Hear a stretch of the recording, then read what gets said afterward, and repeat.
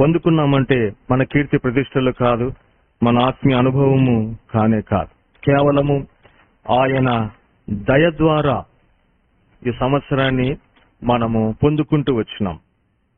ఒక వ్యాపారస్తుడు మరొక సంవత్సరంలో వ్యాపారాన్ని కొనసాగించాలా లేదా అని ఆలోచన చేస్తాడు.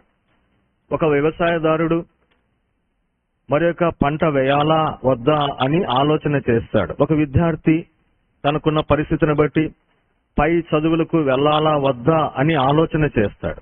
భవిష్యత్తు గురించి మనుషులు ఆలోచన కలిగి ఉంటారు. ఇక్కడ ఒక దేవుని యొక్క దయ మన ఎడల ఆయన చూపిస్తూ ఉన్నాడు.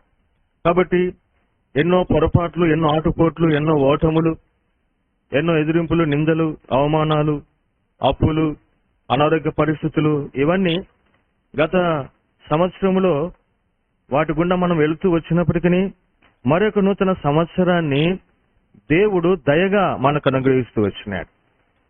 ఇది కేవలము ఆయన దయ ద్వారా మాత్రమే మనము పొందుకుంటూ వచ్చినాం.